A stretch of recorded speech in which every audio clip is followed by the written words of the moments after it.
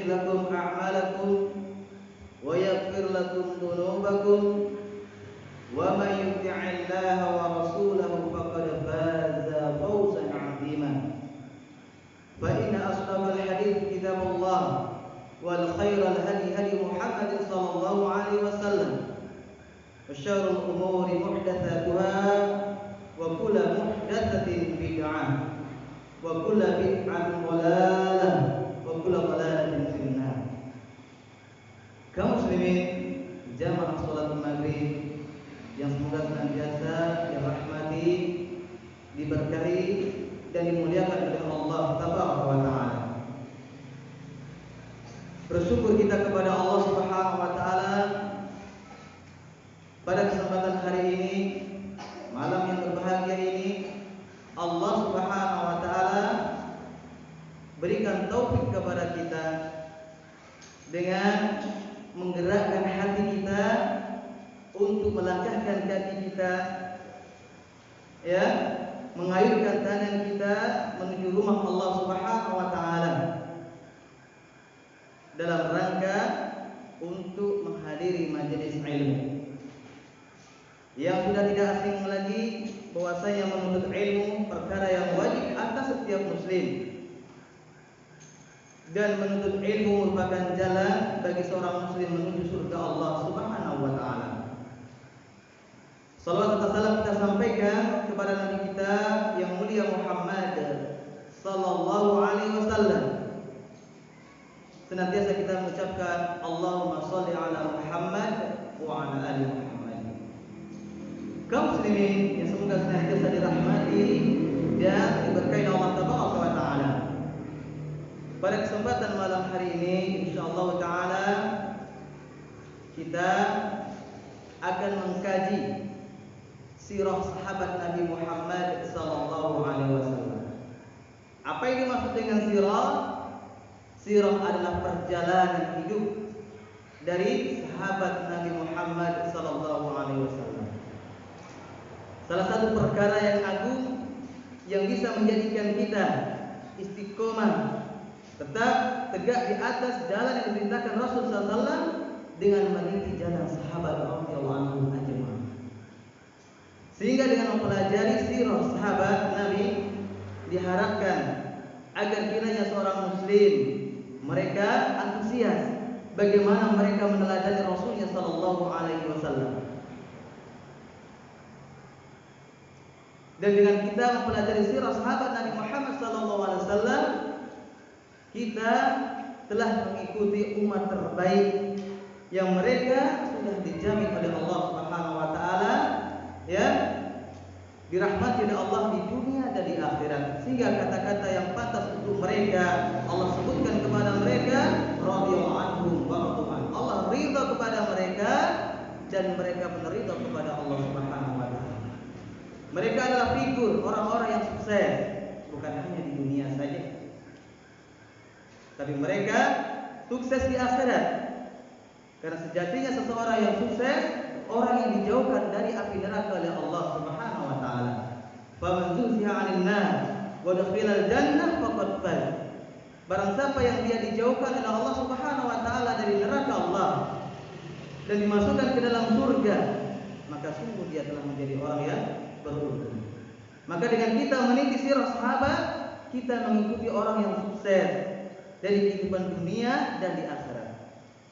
Pada malam hari ini kita akan berbicara kepada sahabat yang pertama, itu khalifah, ya, setelah Rasul sallallahu alaihi wasallam, yaitu sahabat Abu Bakar As-Siddiq radhiyallahu anhu. Kalau kita meniti sejarah, kita melihat kehidupan Abu Bakar As-Siddiq, dia termasuk saudagar yang kaya raya. Bukan berarti dia tidak sukses di dunia. Dia saudagar yang kaya raya.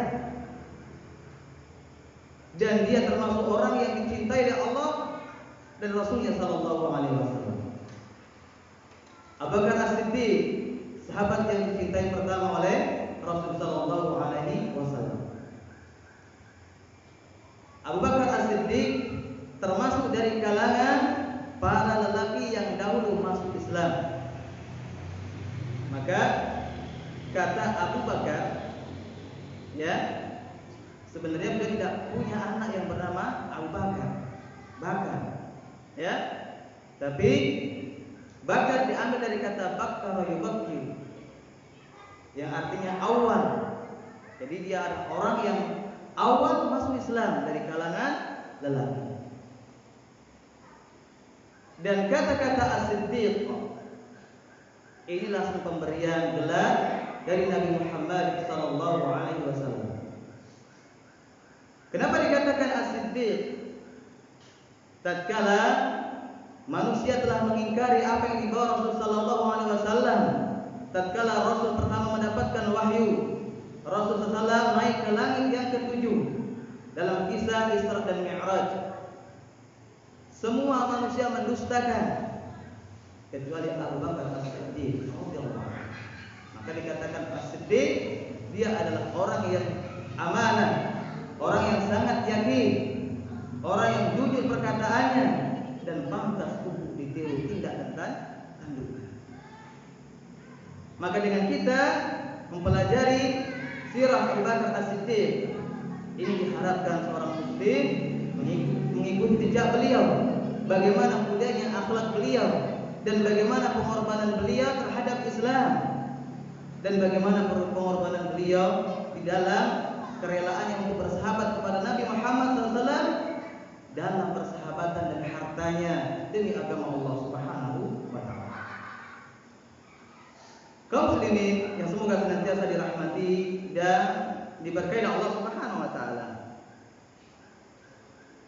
Abu Bakar As-Siddiq, beliau dari kabilah Taim, berasal dari kabilah Taim, yang mana di zaman itu kabilah Taim termasuk kabilah yang terhormat, yang dimuliakan dalam bangsa Arab.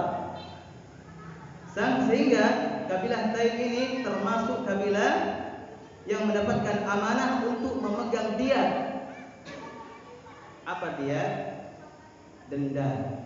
Kalau ada orang yang membunuh, maka itu diserahkan dendanya kepada kabilah Taim. Dan Abu Bakar As-Siddiq, beliau adalah ketua dari kabilah Taim tersebut. Betapa mulianya beliau radhiyallahu anhu. Abu Bakar As-Siddiq ini berbeda dengan Umar bin Khattab. Abu Bakar As-Siddiq dari muda, dari dia belum masuk Islam, dia tidak pernah menyembah berhala. Dan dia termasuk orang yang penyayang. Maka setelah dia masuk Islam, Abu Bakar As-Siddiq ini memiliki jasa yang luar biasa terhadap kaum muslimin, terhadap orang-orang mukmin. Dan beliau biasanya mengentaskan, membebaskan budak yang telah tertawan, di antaranya Bilal bin Rabah, dibebaskan oleh Abu Bakar As-Siddiq dengan beberapa dirham. Abu Bakar As-Siddiq radhiyallahu anhu pertama masuk Islam, dia sudah menginfakkan hartanya senilai sekitar 40.000 dirham. Ini kalau diuangkan sudah ratusan juta. Baru masuk Islam. Kaum muslimin yang semoga senantiasa dirahmati dan diberkahi Allah Subhanahu wa Ta'ala. Abu Bakar As-Siddiq ini memiliki kunyah, ya, nama aslinya adalah Abdullah bin Utsman bin Amir bin Amr bin Ka'ab bin Sa'ad bin Taim bin Murrah bin Ka'ab bin Lu'ay bin Ghalib bin Fihr Al-Quraisy. Jadi Abu Bakar As-Siddiq radhiyallahu anhu ini nasabnya berjumpa dengan nasab kakeknya Nabi Muhammad sallallahu alaihi wasallam. Kalau Nabi Muhammad nasabnya adalah Muhammad bin Abdullah bin Abdul Muttalib bin Hashim, ya, bin Abdul Manaf bin Qusay bin Kilab bin Murrah bin Ka'ab bin Lu'ay bin Ghalib bin Fihr bin Malik bin An-Nadhar bin Kinanah bin Khuzaimah bin Mudrikah bin Ilyas bin Muzar bin Ma'ad bin Adnan. Jadi jumpa dengan nasab Nabi Muhammad SAW, ya, garis keturunan Abu Bakar As-Siddiq tadi pada Murrah bin Ka'ab bin Lu'ay bin Ghalib. Kemudian Abu Bakar As-Siddiq ini memiliki seorang ibu yang bernama Ummu Al-Khair atau sering disebut dengan Salma binti Sakhar. Dalam nama ibu beliau Ummu Al-Khair. Garis keturunan atau nasab ibunya itu adalah Salma binti Sakhar binti Amir binti Ka'ab bin Sa'ad bin Taim. Ya, jadi ibunya, ya, juga dari kabilah Taim. Jadi ibunya Abu Bakar As-Siddiq ini dari kabilah Taim. Kemudian ayah beliau itu bernama Abu Quhafah. Ayah beliau bernama Abu Quhafah. Dan ayah beliau ini juga di akhir usianya juga dia masuk Islam, mengikuti Abu Bakar As-Siddiq radhiyallahu anhu. Jadi ayahnya masuk Islam. Kemudian ayahnya yang bernama Abu Quhafah tersebut itu memiliki 3 anak. Yang pertama adalah Atiq. Atiq itu adalah Abu Bakar tadi. Kenapa disebutkan namanya Atiq? Ini ada beberapa pendapat, ya. Di antaranya ada yang mengatakan Atiq maknanya terbebaskan dari kulit hitam, karena Abu Bakar As-Siddiq kulitnya putih. Dan makna yang lain menyebutkan, yang ini yang insya Allah lebih rajih, ya. Dalam sebuah hadis sebutkan, kata Rasulullah, jika engkau ingin melihat seseorang yang terbebaskan dari api neraka, falyanzur ila hadzal rajul, maka lihatlah kepada laki ini, maksudnya Abu Bakar As-Siddiq, ya, terbebaskan dari minan nar, terbebaskan dari api neraka. Kaum muslimin yang semoga senantiasa dirahmati dan diberkahi Allah Subhanahu wa taala. Abu Bakar As-Siddiq ini ciri-cirinya adalah tubuhnya kurus, ya, tidak terlalu tinggi dan tidak terlalu pendek, dan beliau biasanya suka mewarnai janggutnya dengan inai, ya, dengan inai atau bunga pacar, inai, ya. Kemudian beliau ini nampak urat-uratnya di tangannya karena kurusnya. Maka disebutkan dalam sebuah riwayat, kalau beliau memakai pakaian atau celana atau sarung sering melorot karena kurusnya, ya. Jadi melorot celananya bukan karena sesuatu, tapi karena memang tubuhnya kurus. Tatkala dia beraktivitas tidak sadar, ya, tiba-tiba melorot, ya, karena tubuhnya kurus. Kemudian kedua pelipis beliau itu tipis. Kedua pelipis beliau itu tipis dan keningnya agak lebar. Matanya tajam, warnanya hitam, ya, matanya tajam, warnanya hitam, dan beliau wajahnya sering berkeringat.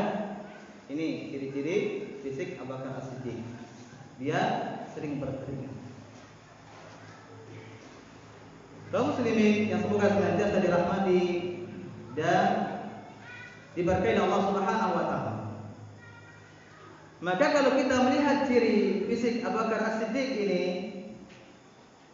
ini kita sudah bisa mengambil pelajaran.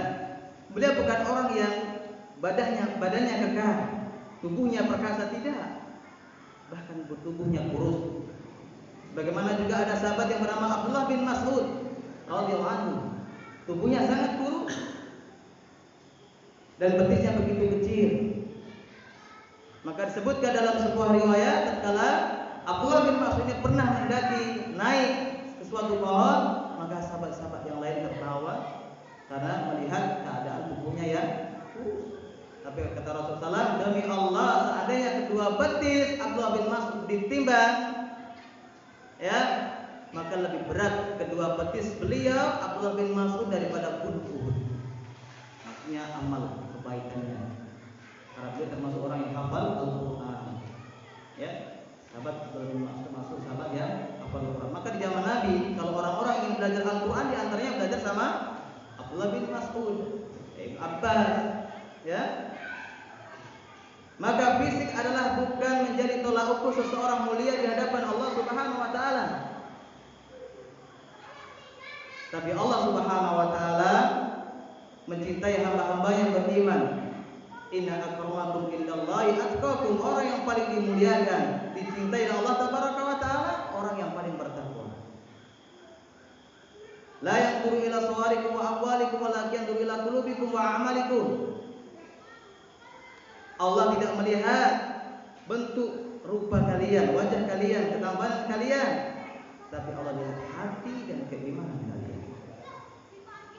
Dan Abu Bakar As-Siddiq ini termasuk seseorang yang kokoh agamanya, orang yang kuat prinsipnya di dalam menegakkan agama Islam. Maka kemana-mana yang menyertai, yang paling pertama menyertai Nabi Muhammad untuk berdakwah adalah Abu Bakar As-Siddiq. Sampai tatkala Rasulullah berada di Gua Hira, ya, beliaulah ya menemani. Ya, apabila orang-orang Quraisy menyerang, ya, Rasulullah berkata, "La tahzan, innallaha ma'ana." Kau takut, Allah bersama kita.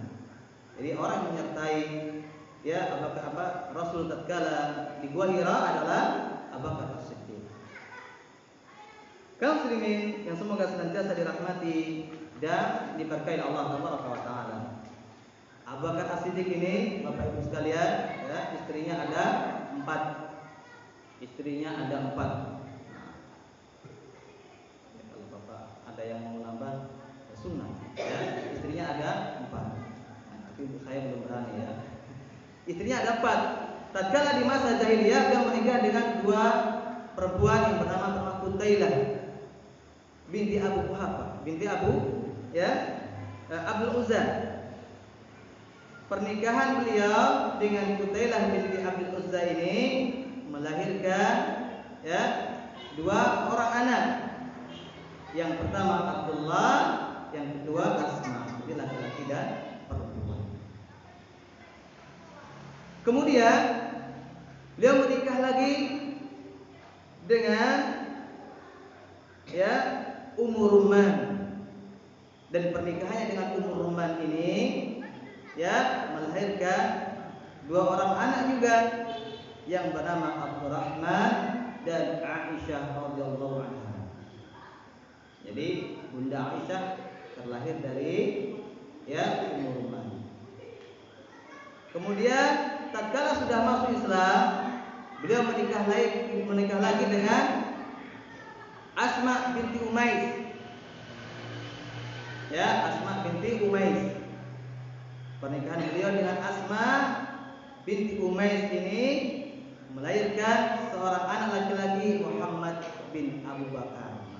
Ada yang namanya Muhammad bin Abu Bakar, ini dari Asma binti Umais. Kemudian beliau menikah lagi dengan Ummu Habibah binti Kharijah. Maka pernikahannya dengan Ummu Habibah melahirkan, ya, seorang anak perempuan yaitu Ummu Kulthum. Jadi anak beliau itu 6, 3 laki-laki dan 3 perempuan. Dan setelah dia masuk Islam, istri tadi yang dinikahi yang pertama dan kedua tadi juga masuk Islam. Jadi istrinya Islam semua. Kaum muslimin yang semoga senantiasa dirahmati dan diberkahi Allah Subhanahu wa taala.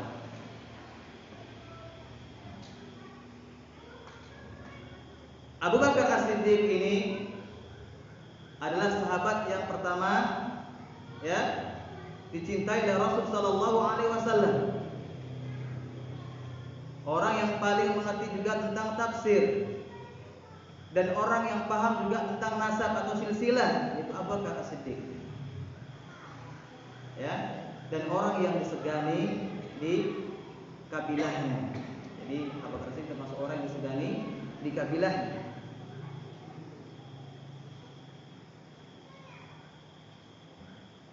Kemudian Abu Bakar As-Siddiq ini dia, ya, termasuk orang yang paham tentang tafsir Al-Qur'an.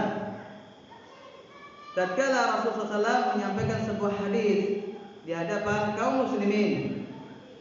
Rasul bacakan sebuah hadis, innallaha khairu ya'addan baina dunya wa baina ma 'indallah wa baina ma 'indahu fakhtara dzalikal 'abdu ma 'indallah. Ada seorang hamba yang oleh Allah Subhanahu wa taala diperintahkan untuk memilih antara dunia dan apa yang ada di sisi Allah Subhanahu wa taala. Tapi hamba ini memilih apa yang ada di sisi Allah Subhanahu wa taala. Maka tatkala mendengarkan ayat ini, Abu Bakar As-Siddiq radhiyallahu anhu, beliau menangis dan meneteskan air matanya, terseduh-seduh beliau menangis. Ya. Beliau tahu yang dimaksud ini adalah Rasulullah sallallahu alaihi wasallam. Para sahabat yang lain tidak tahu, tapi Abu Bakar As-Siddiq tahu yang dimaksudkan adalah seorang hamba tadi yang memilih di sisi Allah Subhanahu wa taala daripada dunia, itu adalah Rasul sallallahu alaihi wasallam. Kaum muslimin yang semoga senantiasa dirahmati dan diberkahi Allah Subhanahu wa taala. Maka dari sini kita juga bisa melihat bahwasanya Abu Bakar adalah orang yang sangat kaya raya, seorang saudagar, tapi dia tidak pernah lalai dari mentaati Allah Subhanahu wa taala. Bahkan dia jadikan hartanya sebagai wasilah untuk mendekatkan diri kepada Allah Subhanahu wa taala. Dia tidak disibukkan dengan hartanya.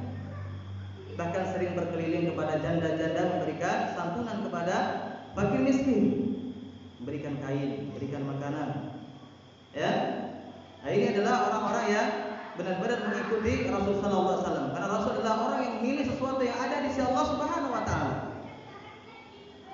Maka jangan sampai kita terkecoh dengan kehidupan manusia yang terkadang dia diberikan dunia oleh Allah Subhanahu wa taala. Tapi dia tidak taat kepada Allah Subhanahu wa taala, lalu kita terkecoh. Nah, mereka tidak sholat, mereka tidak mau jumatan, tidak mau berzakat, berkurban dan sebagainya, tapi dia tetap saja dimuliakan oleh Allah, hartanya tetap banyak. Ingat, di dalam sebuah hadis Rasul bersabda, "Idza ra'aita yu'tillahu minal abda."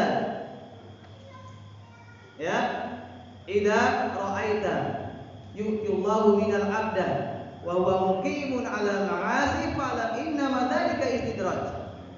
Jika kau melihat seorang hamba yang diberikan kemudahan dunia, tapi hamba ini lalai kepada Allah, tidak mau beribadah kepada Allah, bahkan bermaksiat kepada Allah, fa'lam innama dzalika istidraj.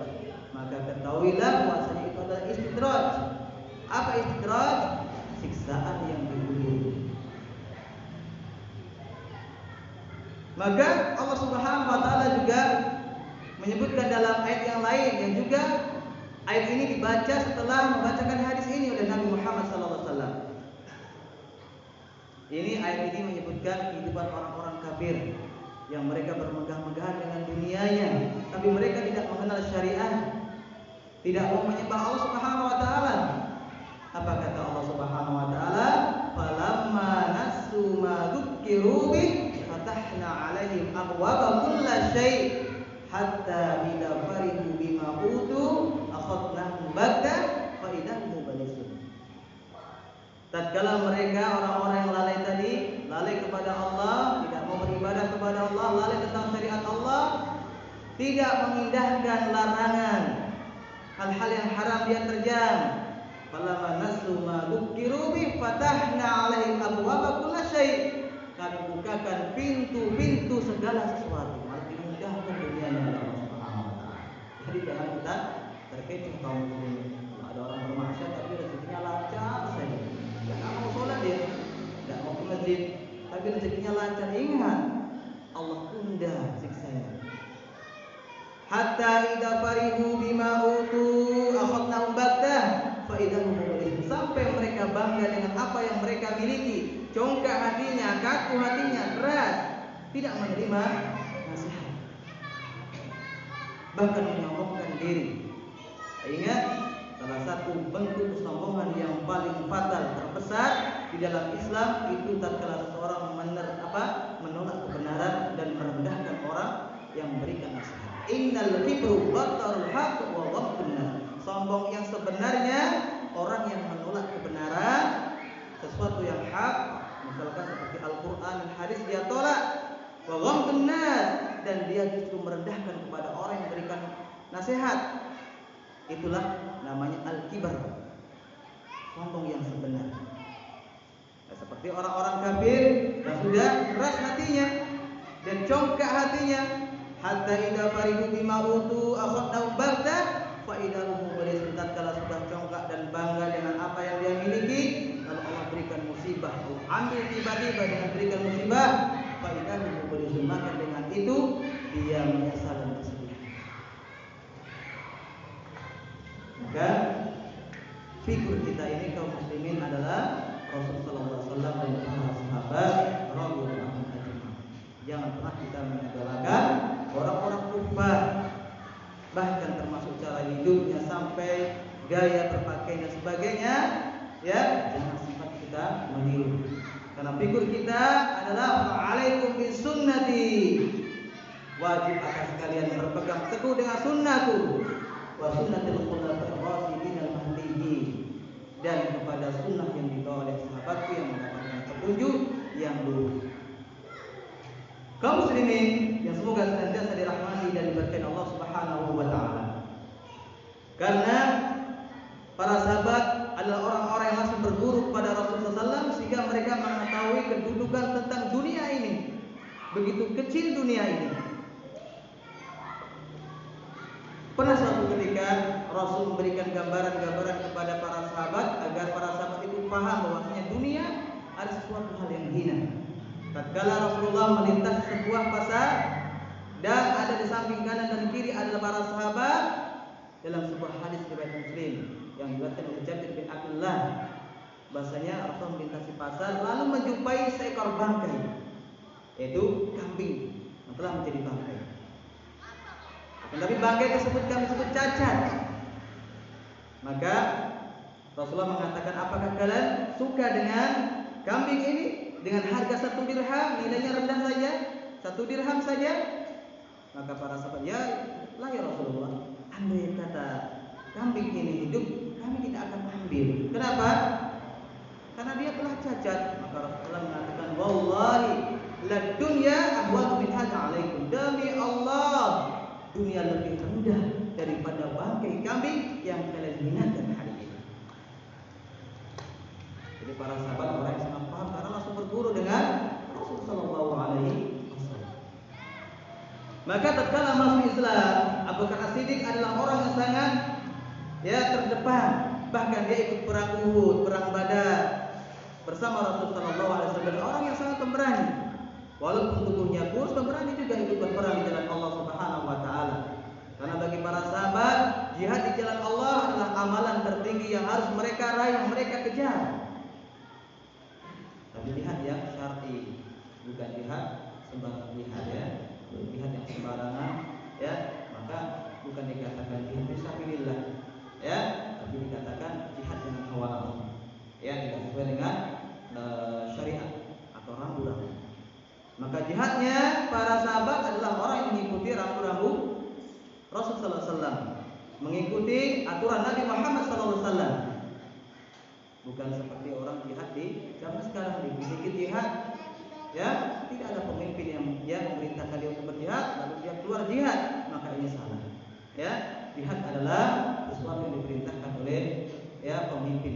Kalau zaman sekarang ada pemimpin negara yaitu presiden. Jadi jihad tidak boleh sendiri, harus dengan wewenang pemimpin. Sekarang adalah presiden, pemerintah. Kaum muslimin yang semoga senantiasa dirahmati dan diberkahi Allah Subhanahu wa taala. Di dalam sebuah hadis yang lain, Rasulullah SAW bersabda, "Inna min amanin nasi 'alayya fi suhbatihi wa malihi Abu Bakrin. Law kuntu muttakhidan khalilan ghayra rabbi latakhadtu Abu Bakrin." Orang yang sangat loyal tentang persahabatannya dan pengorbanan hartanya kepadaku adalah Abu Bakar As-Siddiq. Begitu loyalnya kepada rasul dalam bela agama Allah Subhanahu wa taala. Lau kuntu muttakhidan khalilan ghayra rabbi lattakhadtu Abu Bakar. Seandainya saja aku diperbolehkan untuk mengambil Abu Bakar atau seorang manusia menjadi kekasihku, tentu Abu Bakar lah yang aku pilih untuk menjadi kekasihku. Walakin al-ukhuwatu Islam wal mawaddatu. Akan tapi yang dibolehkan di dalam Islam adalah ukhuwah. Ya, cinta karena Allah Subhanahu wa taala. Tidak boleh menganggapnya sebagai kekasih, karena kekasih adalah Allah Subhanahu wa taala, dia akan menolong kita. Maka seandainya diperbolehkan, tentu Rasul mengambil Abu Bakar As-Siddiq sebagai kekasih. Kaum muslimin yang semoga senantiasa dirahmati dan diberkahi Allah Subhanahu wa taala,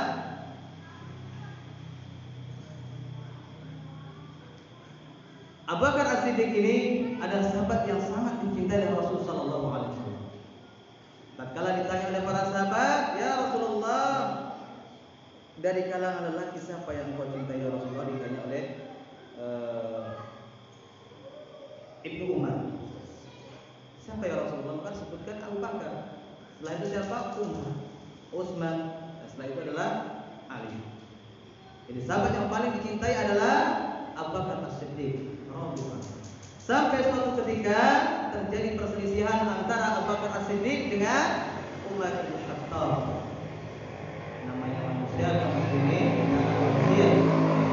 Jadi perselisihan, ya, tidak pendapat sedikit terkadang itu wajar. Ya, bahkan para sahabat pun sempat berselisih. Tapi perselisihan mereka tidak menjadikan mereka jauh kepada Allah, tidak sampai berlebihan. Karena di antara sifat kemunafikan itu seseorang yang berselisih tapi perselisihnya berlebihan.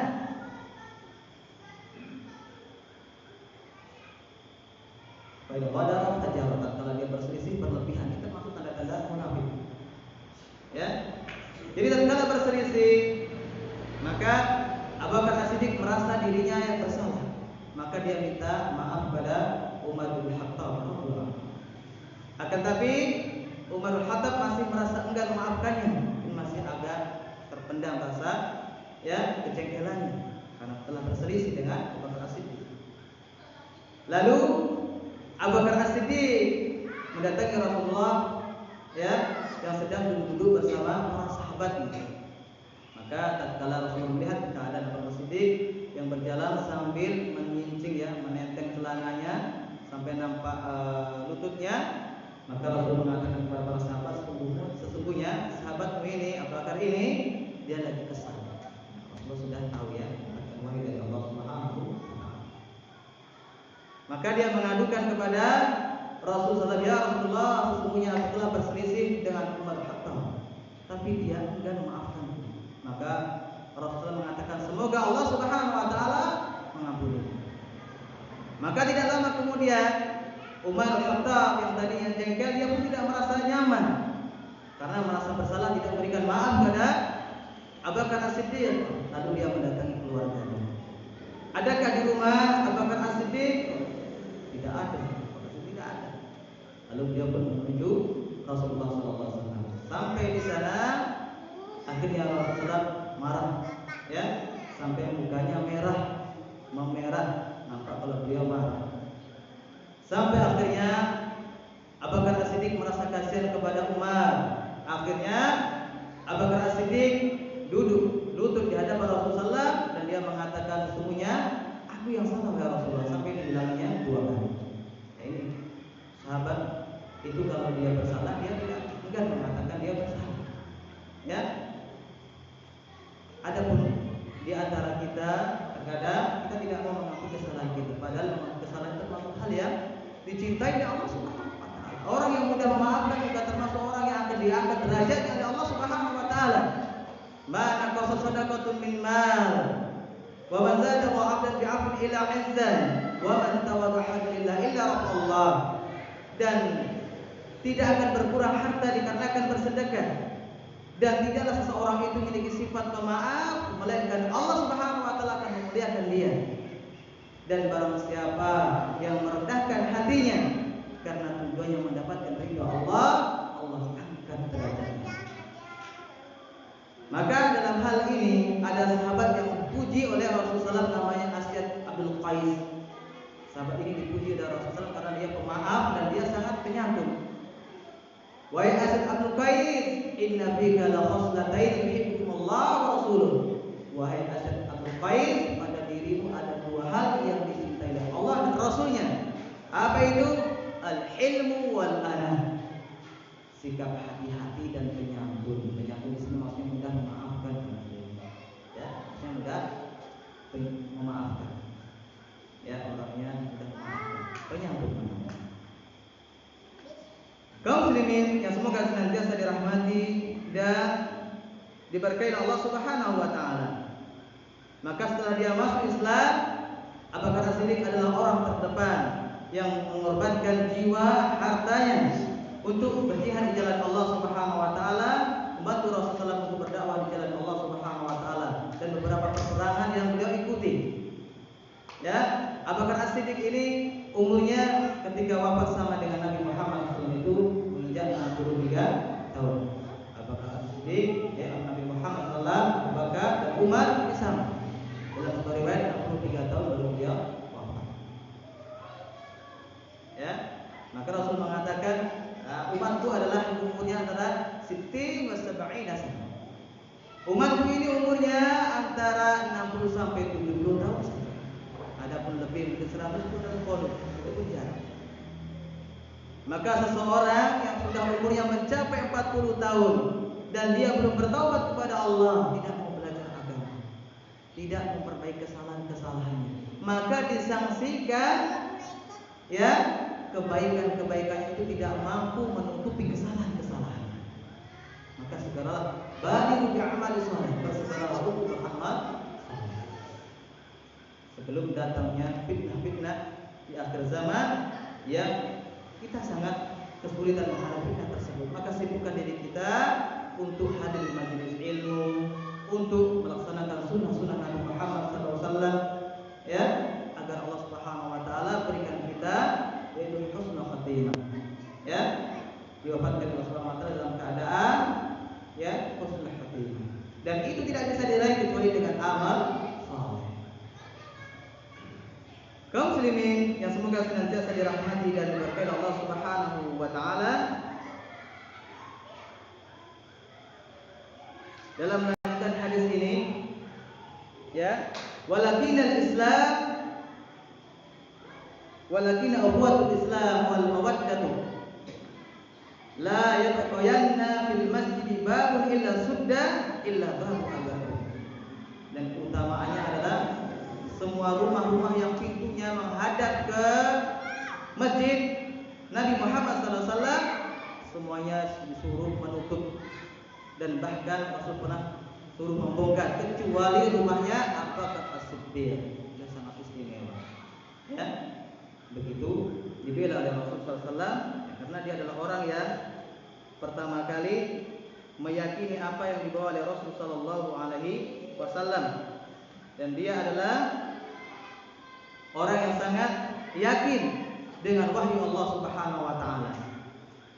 Maka Rasulullah SAW dalam hadis yang lain bersabda, Innallaha ba'atsani ilaikum faqultum kadzabta.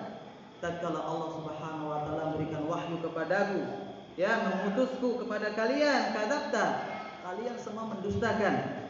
Wa qala Abu Bakar, dan berkata Abu Bakar, bahwasani bi nafsi wa mali, dan aku akan pertaruhkan jiwa dan hartaku. Artinya membela Rasulullah SAW. Fahal antum tariku li sahibi, apakah kalian tidak akan membiarkan sahabatku ini, ya? Maksudnya apa? Ini adalah suatu ungkapan Rasul, ya, kepada sahabat yang lain, ya, agar tidak mengganggu Abu Bakar As-Siddiq atau menyakiti Abu Bakar As-Siddiq. Termasuk tadi Umar bin Khattab yang membuat sakit hatinya Abu Bakar As-Siddiq karena tidak memaafkan Abu Bakar As-Siddiq. Kaum muslimin, dan semoga senantiasa dirahmati dan diberkahi Allah Subhanahu wa taala. Maka begitu luar biasanya keislaman seseorang itu jika dibangun di atas ilmu, maka akan menghasilkan hal-hal yang sangat luar biasa. Dan tidak ada suatu amalan yang bisa merubah kita menjadi orang yang lebih baik kecuali orang yang mempelajari agama Islam. Orang yang menuntut ilmu agama ini tidak ada suatu hal yang bisa membandingi menuntut ilmu. Bahkan kata Syekh Al-Utsaimin, menuntut ilmu ini tidak ada bandingannya sama sekali, tidak sehat niatan. Jika niatnya itu benar, maka berlakulah di majelis ilmu dan istiqomah di majelis ilmu untuk meraih ridha Allah Subhanahu wa taala.